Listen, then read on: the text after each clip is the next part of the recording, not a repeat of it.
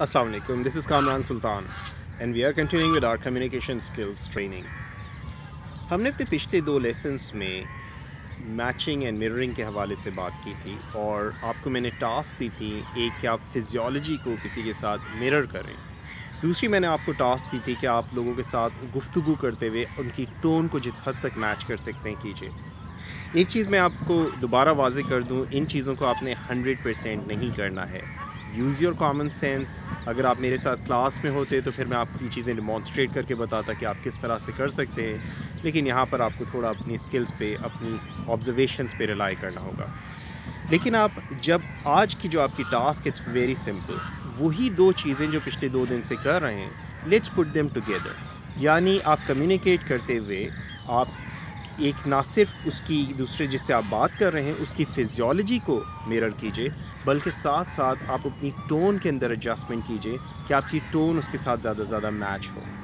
यानी अगर वो हाथ क्रॉस करके बैठा हुआ है और पैर भी फ़र्ज़ कीजिए उसने क्रॉस किए हुए हैं, तो आप या तो हाथ क्रॉस कर लीजिए या खाली पैर क्रॉस कर लीजिए। जैसे मैंने कहा 100% नहीं करना। और फिर उसकी टोन को ऑब्ज़र्व करते हुए वो जिस स्पीड में बात कर रहा है, जिस वॉल्यूम में बात कर रहा है, अगर वो ज़्यादा तेज़ बात कर रहा है आप तेज़ बात करना शुरू कर दें, अगर वो आहिस्ता बात कर रहा है आप आहिस्ता बात कीजिए।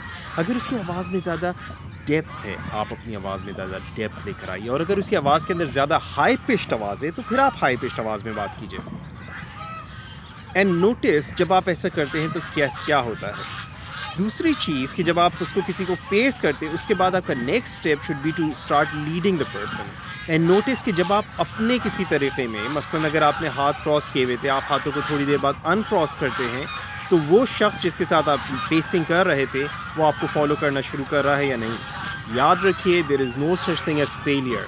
अगर आपने पेसिंग करी और आपने अपने आप को चेंज करा and the other person does not follow, all that means is you need to go back to pacing.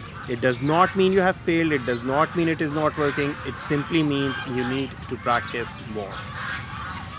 आज यहाँ पे इस लेसन को ख़त्म करते हैं। कल मैं एक मुख्तलिफ पैराए में मुख्तलिफ लेसन के साथ इंशाअल्लाह ताला आपके साथ बात करूँगा एंड इंशाअल्लाह आपसे फिर अगले लेसन में मुलाकात होगी। आज यहाँ तक इतना ही। अस्सलामु अलैकुम व रहमतुल्लाहि व बरकातुहू। This is Kamran Sultan.